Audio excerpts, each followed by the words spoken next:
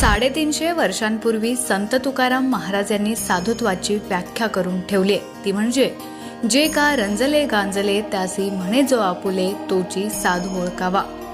साधुत्वाच्या व्याख्येसोबतच त्यांनी भोंदू लोकांची पण एक व्याख्या करून ठेवली आहे। ती म्हणजे कलियुगे घरोघरी संत झाले फार, वितभर पोटासाठी हिंडती दारोदार। आणि याच उक्तीची प्रचिती माण तालुक्यातील लोकांना आली। तो भामटा प्रॉपर्टीसाठी बनला होता संत, मात्र दहिवडी पोलिसांनी केला त्याच्या मनसुब्याचा अंत। शिंदे बुद्रुक येथील एका म्हातारीला त्यानं आपल्या गोड बोलण्यानं भुरळ पाडली। हळूहळू त्याने म्हातारीकडून सगळी माहिती काढून घेतली आणि त्यानं त्या म्हातारीच्या निघून गेलेल्या पोराची जागा घेतली। म्हातारीच्या मनाचा ठाव घेत त्यानं म्हातारीला मीच तुझा निघून गेलेला पोरगा आहे असं सांगत म्हातारीच्या पोराच्या नावानं शाळेतला दाखला मिळवला। म्हातारा मेल्यानंतर म्हातारीच्या नावावर असलेली ती 3 एकराची प्रॉपर्टी लुटायचा त्यानं जणू डावच आखला होता। त्याच्या मनाची जागा विरक्तीऐवजी लोभानं घेतली। त्याच हव्यासापोटी त्यानं म्हातारीच्या निघून गेलेल्या मुलाच्या नावे स्वतःचं आधार कार्ड देखील काढलं। हळूहळू रेशनिंग कार्डमध्ये पण नाव लावून घेतलं। ग्रामपंचायतीचा रहिवाशी दाखला मिळवला, बँकेत खातं काढलं, चेकबुक मिळवलं। आता त्याची नजर त्या 3 एकरवर होती। मात्र म्हातारीच्या निघून गेलेल्या मुलाच्या बहिणींनी आणि म्हातारीच्या नातवंडांनी त्याला आपला म्हणून स्वीकारलंच नव्हतं। त्यानं म्हातारीचा विश्वास संपादन करून हळूहळू आपलं पाय पसरायला सुरुवात केली। त्याला शिंदीमध्ये मोठा मठ बांधून राहायचं होतं, मात्र म्हातारीच्या जिवंत वारसांनी त्याचा मनसुबा हाणून पाडला। म्हातारी गेल्या वर्षी तिच्या मरणाने मेली। पोरग नाही म्हणून नातवानं तिला मेल्यावर पाणी पाजलं। आता तिला मरून नुकतंच वर्ष झालं असेल, वर्षश्राद्ध पण घातलं गेलं। पण या भोंदू बाबाला म्हातारीचं वर्षश्राद्ध झालेलं माहीतच नव्हतं। त्यानं मलवडी गावचे भजनी जमवले आणि शिंदे बुद्रुकमधील म्हातारीच्या घरी जाऊन परत वर्षश्राद्ध घालून भजन सुरू केलं। याच दरम्यान त्याला गेल्या कित्येक वर्षापासून शोधणारी म्हातारीची नातवंड आयत्या वेळेला तिथं पोहोचली। त्याला तिथून त्यांनी दाखवलं ते थेट दहिवडी पोलीस स्टेशन। सहाय्यक पोलीस निरीक्षक सोनवणे पण मलवडी यात्रेचा बंदोबस्त करून नुकतेच पोलीस ठाण्यात पोहोचलेले। ठाणे अंमलदारांनी त्यांच्या कानावर ही गोष्ट घातली। त्यावेळी सहाय्यक पोलीस निरीक्षक सोनवणे यांनी भोंदूबाबा आणि त्याच्या विरोधकांना त्यांच्या खोलीत बोलवलं। त्यांनी विचारपूस सुरू केली। त्यावेळी त्यांना मयत म्हातारीच्या निघून गेलेल्या मुलाच्या बहिणी, नातवंडांनी आणि त्याने सांगितलेल्या वैयक्तिक माहितीत मोठी तफावत आढळली। यावेळी सोनवणे यांनी त्याच्यावर प्रश्नांची सरबत्ती केली, मात्र शांत असलेल्या त्याने आपलं मनोबल ढळू दिलं नाही। तो असं कोणतीच गोष्ट खरी सांगणार नाही हे लक्षात येताच सहाय्यक पोलीस निरीक्षक सोनवणे यांनी त्याला पोलिसी खाक्या दाखवला। पोलिसांचे 4-5 रट्टे पडताच तो पोपटासारखा बोलू लागला।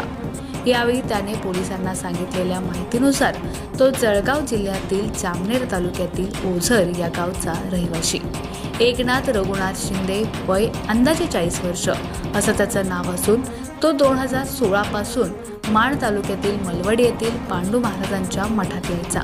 त्या ठिकाणी 2-4 दिवस राहून परत तो भ्रमंतीला जायचा। या भ्रमंती दरम्यान त्यांनी शिंदे बुद्रुक येथील म्हातारीच्या प्रॉपर्टीवर डोळा ठेवून तिचा विश्वास संपादन करून आपला हेतू पूर्ण करण्याच्या दिशेने अनेक पावले टाकली। मात्र नातेवाईकांच्या सतर्कतेमुळे आणि सहाय्यक पोलीस निरीक्षक अक्षय सोनवणे तसेच त्यांच्या पोलिसांच्या चाणाक्ष नजरेमुळे त्याचा हेतू मात्र हेतूच राहिला।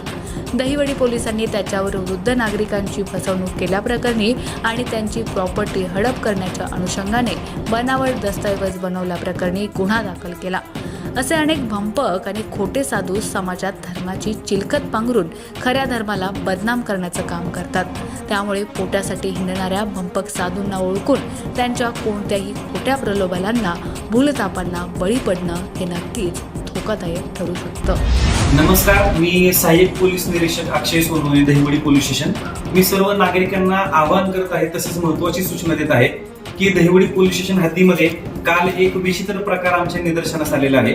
या अनुषंगाने आमच्या दहिवडी पोलीस स्टेशनमध्ये सध्या गुन्हा दाखल देखील करण्यात आलेला आहे। या घटनेची कहाणी अशी आहे की शिंदी बुद्रुक या ठिकाणी एक भोंदू बाबा बसून आलेला एक इसम जो मूळ राहणार ओझर तालुका जामनेर जिल्हा जळगाव या ठिकाणचा आहे, त्याने एका वृद्ध महिलेला तो तिचाच मुलगा आहे असं भासून तिच्याकडून तिच्या या 1997 साली जो या वयस्कर आजींचा मुलगा मिसिंग झालेला होता, तर त्या मुलाबाबत माहिती मिळवून आणि तो मुलगा तोच आहे असं बसवून या वृद्ध महिलेचा विश्वास संपादन केला आणि त्यानंतर या वृद्ध महिलेकडून त्या मुलाच्या बाबतीमधील सर्व माहिती घेऊन त्या आधारे त्यांनी डुप्लिकेट आधार कार्ड, पॅन कार्ड, त्याचबरोबर बँकेमध्ये स्वतःचं अकाउंट तयार केलं आणि या महिलेच्या नावावर असलेली संपूर्ण प्रॉपर्टी त्याला बाळगवण्याच्या उद्देशाने हा या महिलेचा विश्वास संपादन करून त्यांनी त्या महिलेची फसवणूक केलेली आहे.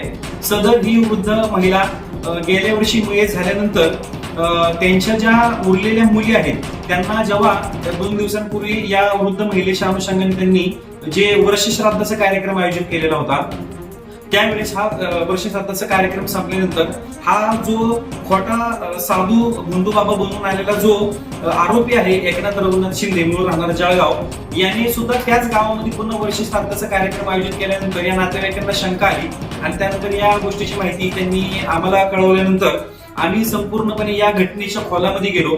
तर त्यावेळेस तपासामध्ये आम्हाला असं निष्पन्न झालं की हा जो आरोपी किंवा भोंदूबाबा बनून आलेला जो इसम आहे हा सोमनाथ विष्णू कुचेकर नावाने या घरामध्ये त्यांनी एंट्री केलेली होती. तो या ज्या बहिणी आहेत त्यांचा खोटा भाऊ बनून त्यांच्या फॅमिलीमध्ये घुसून तो त्यांची जी काही प्रॉपर्टी आहे तो बळकावण्याचा त्यांनी पूर्णपणे प्लॅन केलेला होता. परंतु त्याच्या या संपूर्ण प्लॅनिंगवर आणि पोलीस प्रशासनाने आमच्या कौशल्याचा वापर करून त्याचा हा भांडाफोड केलेला आहे आणि या घटनेच्या अनुषंगाने त्याच्यावर दहिवडी पोलीस स्टेशनमध्ये फसवणुकीचा, त्यानंतर फॉर्ज डॉक्युमेंट बनवणे अशा पद्धतीचा गुन्हा दाखल करण्यात आलेला असून त्याला आम्ही ताब्यात घेतलेला आहे. मी आमच्या पोलीस प्रशासनातर्फे सर्व नागरिकांना आवाहन करतो की या इस्माने इतरही नागरिकांची जर कोणाची फसवणूक केलेली असेल किंवा या प्रॉपर्टीच्या अनुषंगाने त्यांनी काही चुकीचा प्रकार केला असेल तर तुम्ही सर्वांनी तात्काळ संबंधित जवळच्या पोलिसांशी संपर्क साधावा, तसेच आमच्याशी संपर्क साधावा. तसेच मी सर्व नागरिकांना हे देखील सूचित करतो की आपल्या वृद्ध आई वडिलांसोबत आपण सतत संपर्कात राहावं किंवा त्यांना एकटं सोडू नये, जेणेकरून अशा प्रकारचा कोणताही क्राईम घडणार नाही.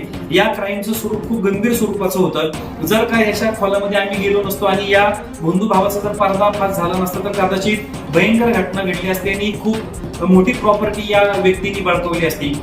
या आरोपीचा जो पूर्व इतिहास आहे तो सुद्धा गुन्हेगारी स्वरूपाचा आहे. त्याच्यावर जळगाव जिल्ह्यामध्ये सुद्धा गुन्हे दाखल आहेत. त्यामुळे त्यांनी जे भोंदूबाबाचं घेतलेलं रूप आहे किंवा अशा प्रकारचे जेव्हा कोणताही क्राईम करण्याकरता आपल्या गावामध्ये लोक येत असतील तर त्यावेळेस त्यांना त्यांची विचारपूस करणं गरजेचं आहे. पोलीस पाटलांना या संदर्भात किंवा पोलीस प्रशासनाला कळवणं गरजेचं आहे. कुणीही अशा व्यक्तींना मारहाण करू नये, परंतु कमीत कमी प्रशासनात या अनुषंगाने कळवावे, जेणेकरून भविष्यामध्ये घडणाऱ्या अप्रिय घटना टळू शकतात. एवढंच मी आजच्या या घटनेच्या अनुषंगाने आवाहन करत आहे. धन्यवाद.